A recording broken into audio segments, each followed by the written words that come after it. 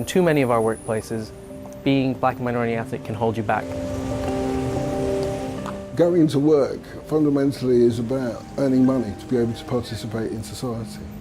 If you're discriminated against in such a way that you can't earn money or you can't get on in the way that you should be able to, that has an effect on you, on your family and your whole community. The Race at Work survey was commissioned by Business in the Community in 2015. Just under 25,000 people took part in the survey. There were two things that were surprising about the report. One of them was the fact that still in 2015, the sheer scale of employers that do very little, if anything at all, to promote equality and diversity in the workplace. The second thing that was surprising was the sheer volume of comments that the survey gathered of people sharing their experiences of the reports of racism in the workplace not being taken seriously. 1 in 4 children in primary school and secondary education in the UK are from an ethnic minority background. When we look at the working age population, it's 1 in 8. And then when you look at the very top of leadership teams where you need to see role models, it's only 1 in 16.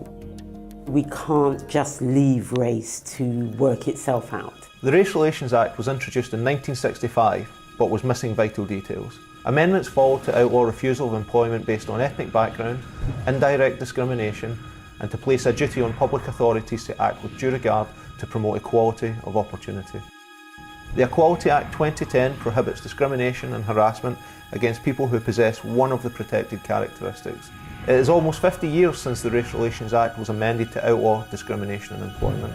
What year will it be when we actually achieve equality? Legislation by itself doesn't change minds. It stops the worst behavior, it stops the worst offenders, and it sends the signal that these are the sorts of values we want to uphold. But frankly, we haven't seen enough leadership from politicians, we don't see enough leadership from employers. People will say that things around race equality have improved, but that's only because government and business have taken notice of the fact that there's discrimination and have said, well, we need to do something about it. Addressing racism at work was crucial before Brexit and Trump's election. But now it's even more crucial. That veneer that we might have had before of tolerance has been shown to be very thin. Some people feel more emboldened to express their racist views. Groups of migrants are going to be feeling vulnerable and may well be asked to leave the country. There is a lot that policy can do. The 2010 Equality Act had a provision that required all employers with more than 200 employees to report on the gender pay gap.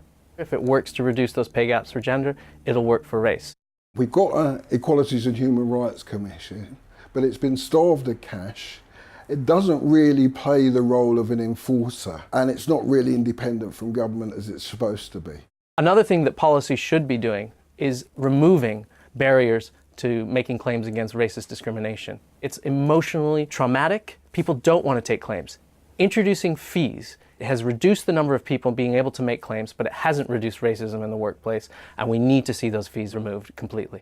We think the government should change the rules around public procurement so that they buy fairly from a range of companies, including black and minority ethnic companies, that take into account people's record on equality when they buy things from them. The money that they use is all our money. It's all very well having a legislation that only applies to the public sector. We think it should apply to the private sector as well. If you look at those employers that take this stuff seriously, you'll find that black and minority ethnic employees are more likely to be hired, they're more likely to progress. I am an optimist. I believe that we have a moment. We are seeing some green shoots of leadership. The challenge is not to let the momentum drop until we see the improvements.